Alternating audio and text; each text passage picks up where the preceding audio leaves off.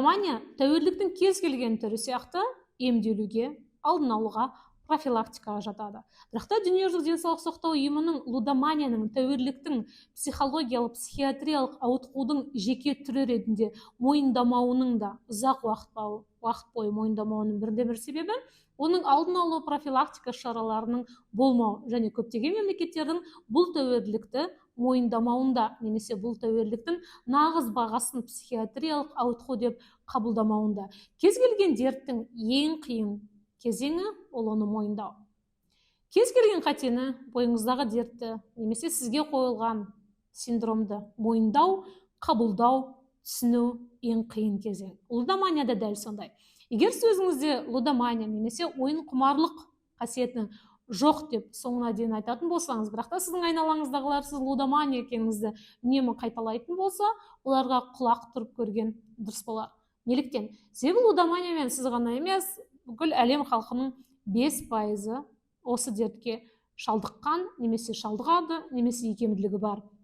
Және адамдардың өзінің табысының қандай да бір мөлшерін онлайн ойындарға көңіл көтеруге жұмсайтын да есептейтін мемлекеттер бар. Егер сіз өзіңіздің табысыңыздың 3 және 5% аралығын онлайн ойындарға, онлайн казиноға жұмсайтын болсаңыз, ол қаншалықты тәуелділікке әкеледі?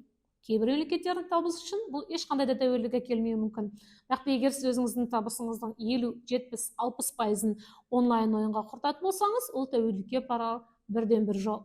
Яғни онлайн ойындардың, казиноның тікелей сіздің табысыңызбен, сіздің бос уақытыңыздың көлемімен және сіздің әлеуметтік өзге де қасиеттеріңізбен, мінез құлқыңызбен тікелей байланысты.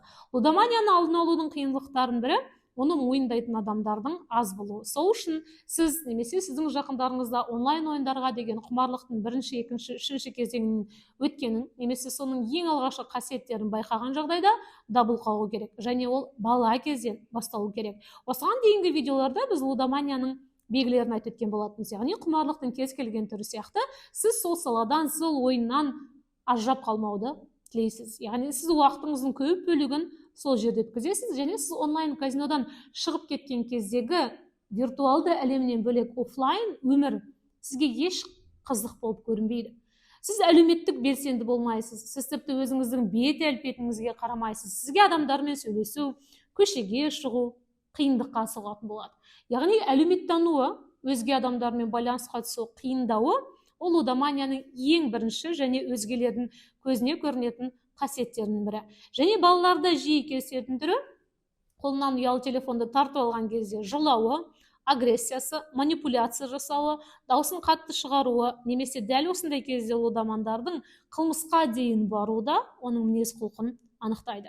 Кейбір зерттеулер бойынша сіз қай мемлекетте, қай ұлтта болғаныңызға қарамастан, кез келген адамның қылмыскер атануға ықтималдығы 6% дейді.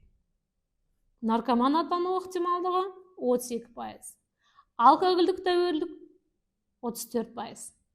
Құмар ойындарға лудоман атану ықтималдығы 48%. Яғни бүкіл құмарлықтарының ішіндегі ең икемдісі, ықтималдығы ең жоғарысы ол лудоман болу.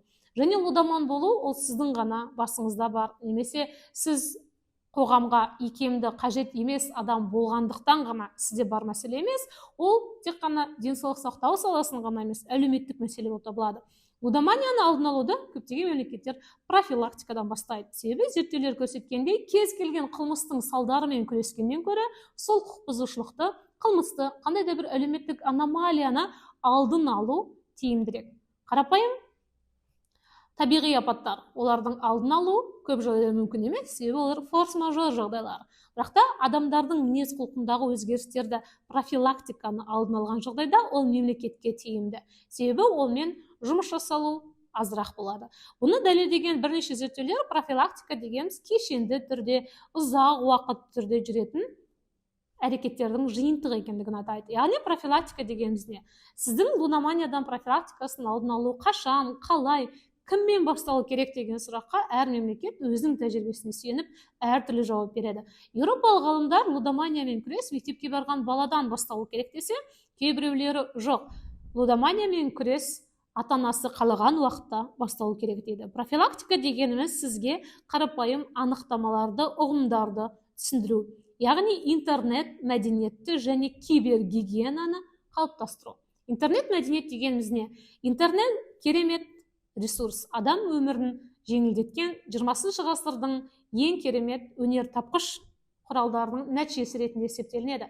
Бірақ та сіз интернетті қандай мақсатта, қашан, қалай, қандай ұзақтықта пайдаланып отырсыз? Сіз осыған байланысты өзіңізге есеп беруіңіз керек. Мен интернетті қандай мақсатта қолданамын? Білім алу, тамақ жасау, табыс табу, көңіл көтеру. Яғни профилактика осыдан басталады. Сіз интернетті қандай ресурс көзі ретінде қолданасыз? Бірінші осы сұраққа жауап беріп көріңіз. Тек қана көңіл көтеру мақсатында ма, әлде табыс табу мақсатында ма? Әлде табыс табу мен көңіл көтеру сіз үшін бір функция болып табылады ма? Интернеттің дәл осындай функциясы, гигиенасы бала кезден немесе интернетке қолы жеткен баладан басталу керек. Яғни қолында YouTube бар, планшеті бар. Кез келген бала ол тұңғиыққа батып кететін әлем екендігін, ол реттелетіндігін, ол шектеулі екендігін түсіну керек.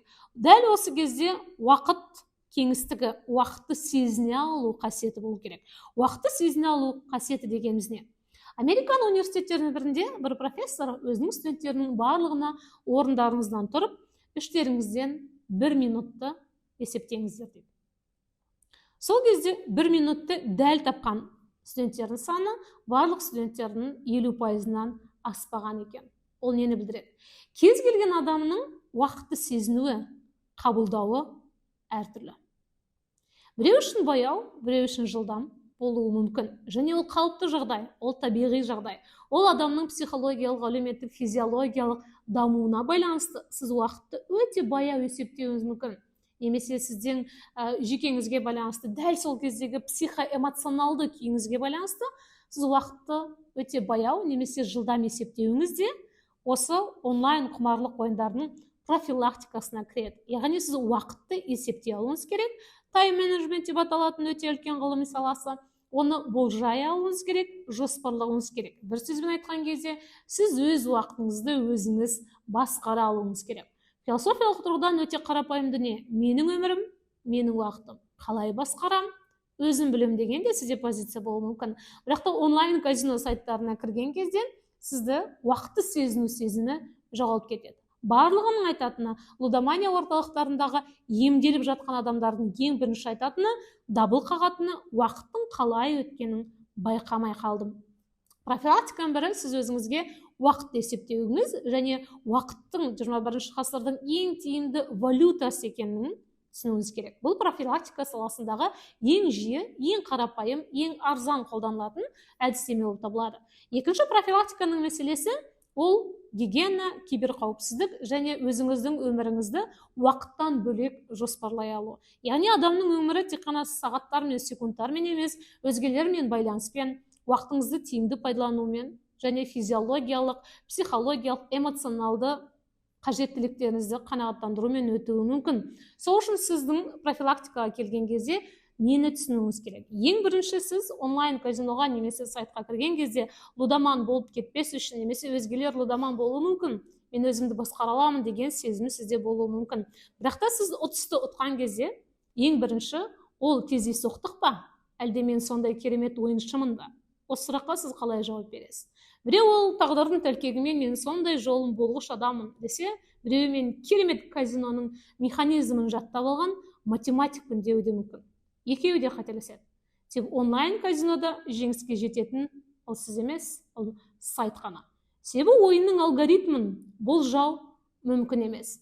Сіз мен арифметикалық, математикалық формулаларды есептеп алғаным сондай, голливудтық киноларды көргенім сондай, покерді жатқа білемін, немесе онлайн казиноны алдаймын деп ойласаңыз, сіз қателесесіз. Себебі профилактика жұмыстарында ең жиі айтылатын дүние онлайн казинода ұтылатын бір тарап болса, ол сіз. Сіз осы шындықты қабылдауыңыз керек. Және сіз онлайн казинода табыс табу мақсатында отырсаңыз, ол да қателік. Сіз мойындауыңыз керек. Сіз табыс табу мақсатында отырған жоқсыз. Сіз көңіл көтеру мақсатында отырсыз. Көңіл көтеру мақсаты болса, оның шегі есебі болу керек. Ұтып алған соманы қайта салып жіберген жағдайда сіз қандай күйде боласыз? Ұтыс және ұтылыс. Адамдар ең жиі кездесетін екі эмоция: қуаныш пен қайғы, ақ пен қара, салқын мен суық сияқты сезімдер қатар жүреді, және оларды басқару ең қиыны. Сол үшін профилактика кезінде кез келген мемлекет адамдарға осындай қарапайым эмоцияларды уақытты басқару, өзінің сезімдеріне құлақ түру, өзінен есеп алу. Абай қара сөзінде айтатындай, өз-өзінен есеп алу лудоманиямен күрестегі ең тиімді механизмдердің бірі болып табылады. Екінші әдіс профилактикадан бөлек ол жоспар құру.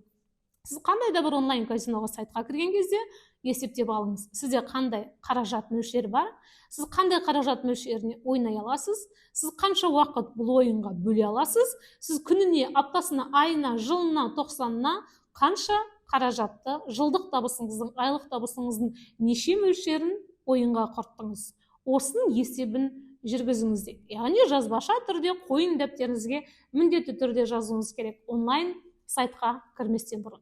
Бірақ та бұл дағдыны қалыптастыру өте қиын. Себебі дәл осындай дағды мектеп оқушысында да болмауы мүмкін. Мен бүгін мектепке барамын, 5 сабақ болды. Мен 5 сабақтан не алдым, не жаңа нәрсе үйрендім, немен келдім, қандай біліммен бардым. Яғни үнемі өз-өзінен есеп алу және өзіңіздің эмоцияңыз бен сезімдеріңізге рефлексия жасау, алған, жоғалтқан қаражатты, уақытты таразыға салу ең қиын машықтардың бірі. Сол үшін бұл машықтарды қалыптастыра білсеңіз, бала кезден, жасөспірім кезден өз-өзіңізден есеп алу қасиеті сізде болса, сіздің лудоман атану ықтималдығыңыз төмен. Яғни сіз лудоман болмау ықтималдығы бар 52% халықтың ішінде болуыңыз ықтимал. Үшінші жүйесі ол лудоманиямен емдеу, мойындау, машықтарды қалыптастыру және емдеу ең қиын саласы болып табылады. Себебі бұл өте ұзақ мерзімді және қомақты қаражатты талап етеді. Бірақ та ең басты біз мұнда түсінуіміз керек, ол емделуге жатады. Ол психологиялық дерт, ол синдромдар бар, белгісі бар, анықталған, осы салада жүрген ғалымдар да бар. Қазақстанда одан емдейтін стационарлы, амбулаторлы, рекреациялық сипаттағы санаторийлар да бар. Оның қызметін сізге ұсыну арқылы сіз бірнеше психологиялық, психиатриялық кезеңдерден өтесіз. Ол изоляциялау, ол сөйлесу, ол гештальтерапия, ол өзге де психологияның басқа әдістерін қолданатын. Сіздің лудоманиялық құмарлық ойыныңыз тек сізге ғана зиян әкелетінін түсіндіру арқылы. Сіз лудоманияға келу үшін өмірдің ақыр заманы сол емес екендігін, одан емделуге болатынын түсіндіретін өте ұзақ, жүйелі де кешенді және адамдардың қарсыласуымен жүретін кезең болып табылады. Емдеу кезеңінің нәтижелерінің бірі міндетті түрде рецидив орын алады. Рецидив орын алу деген сіздің әрекеттеріңіздің қайталануы. Тәуелдіктің басқа бір түрімен, темекі шегумен салыстыратын болсақ, темекі шеккен, бірнеше жылдар бойы темекі шеккен адамның бір күнде темекіден аяқ кеттім деуі мүмкін емес. Себебі құмарлықтың кез келген түрі бір күнде, бір сағатта айықпайды. Оған ерік-жігер, күш, жүйелі түрдегі мақсатты жұмыс және өзгелердің қолдауы керек.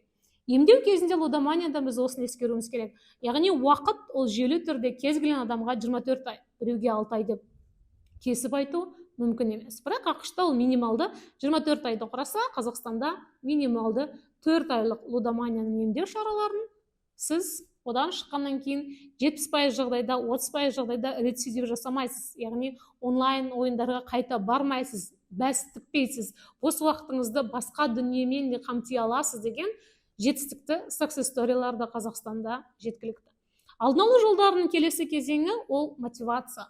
Мотивация да бұл психологиялық, тек қана коучтардың ғана жүргізетін емес, адамның ақпараттандыруы, білімін арттыруы, әлеуметтенуі, өзге адамдармен байланысқа жиі шығуы, өзің және ұялы телефонмен өткізетін уақытты минималды деңгейге дейін түсіру, немесе үйдегі компьютермен байланысты азайту арқылы қол жеткізетін сипаттамалардың бірі.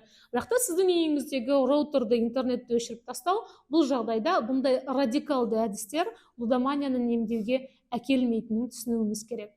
Емдеу шараларынан кейінгі мотивация көп жағдайда адамның лудомания ол суицидке, өзге де тәуелділікке, алкогольдік, нарко тәуелділікке әкелмеу керек. Бірақ та біздің зерттеу көрсетіп отырғандай, Қазақстандағы лудомандардың 90% өзге де тәуелділікке барып сүрінеді екен.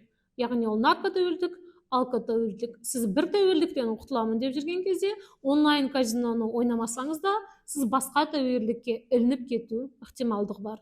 Сол үшін дәл осы тұста бізде мотивация болу керек. Мотивация дегені сіздің бос уақытыңызды, сізді емдеу, психологиялық, психиатриялық қолдау керек. Яғни бос уақытыңызда сіздің өміріңіздің онлайн казинода сіз отырған кезде жоғалтқан игіліктерді, жоғалтқан байланыстарды қайта қалпына келтіру. Оны біз реадаптация, ресоциализация дейміз.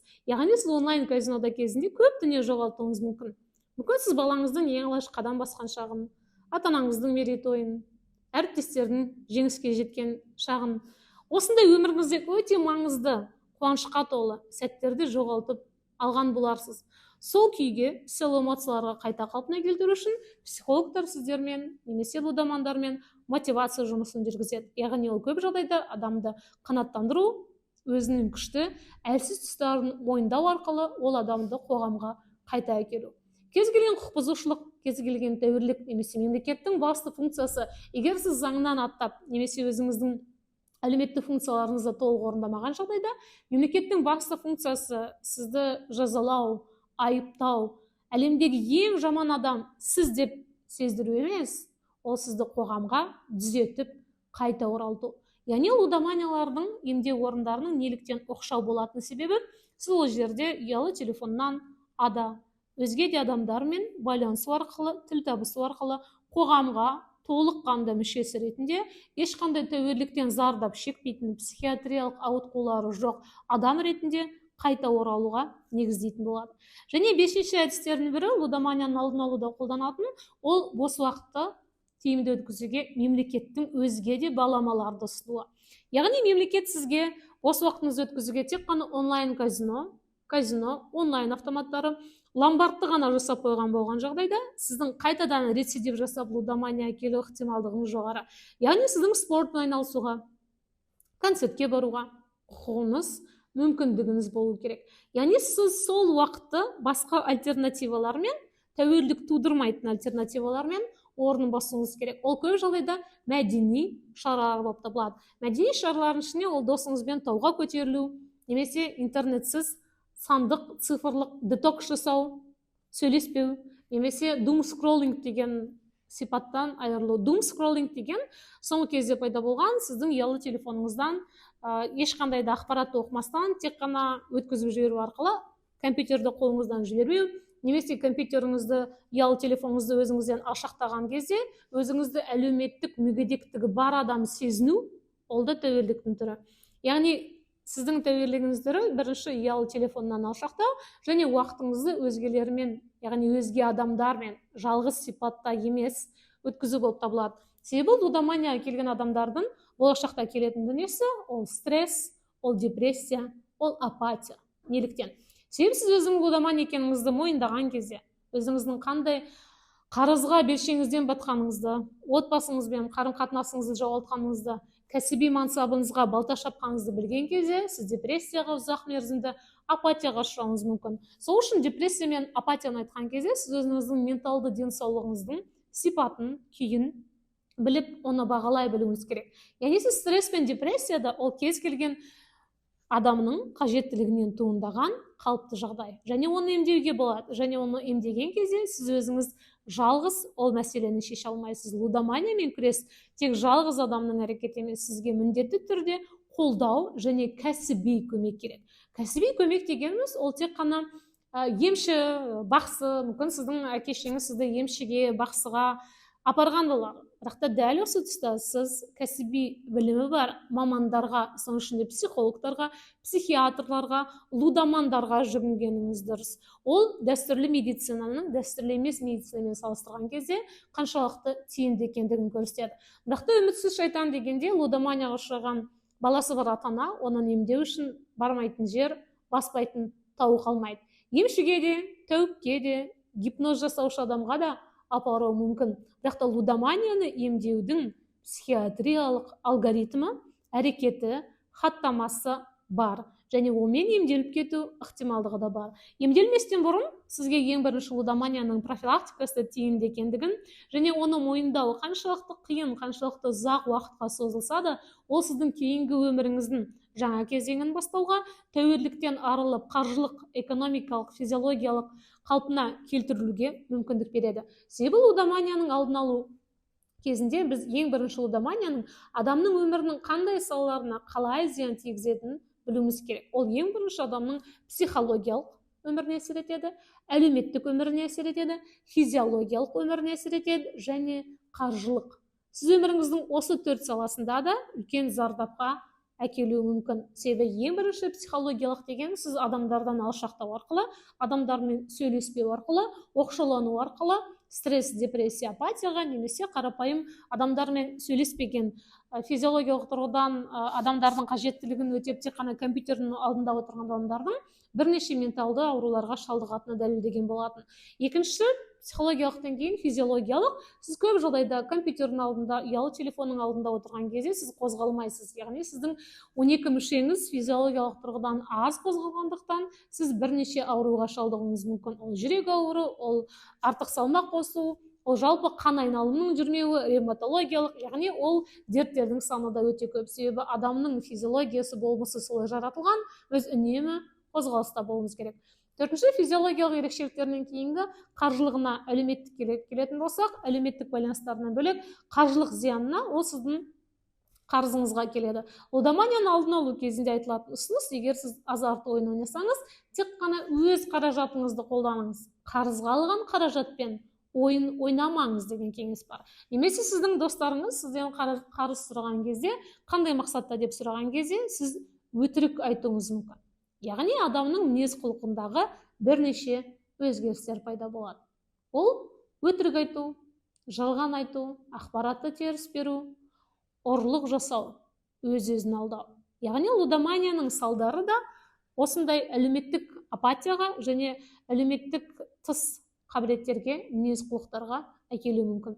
Қаржылыққа келетін болсақ, кез келген мемлекеттің қаржылық шығындарын ішіне соның жеке тұлғаларының лудоманиядан құртқан қаражаты да мемлекеттің шығыны деп есептелуі тиіс. Себебі ол қаражатты жоғалту арқылы сіз өзіңіздің өміріңіздің басқа сферасында шығынға кеткеніңізді мойындауыңыз керек. Себебі ол қаражат сіздің болашақ үйіңіздің, болашақ көлігіңіздің, немесе балаңыздың керемет университеттен білім алу мүмкіндігінің қаражаты болған шығар.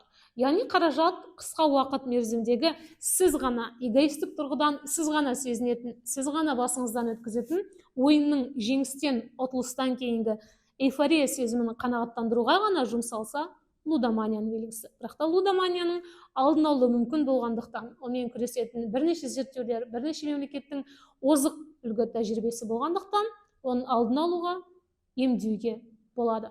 Бәрі сіздің қолыңызда деп айту дәл осы тұста орынсыз. Бәрі сіздің қолыңызда емес. Жалғыз өзіңіз сіз лудоманиямен күресе алмайсыз. Сізге кәсіби көмек, оқшаулану, психологиялық, психиатриялық, әлеуметтік көмек керек. Көмек сұрау ешқашан кеш емес, ұят емес. Жақындарыңыз, көршілеріңіз, достарыңыз, әріптестеріңіз сізді қолдайтын болады.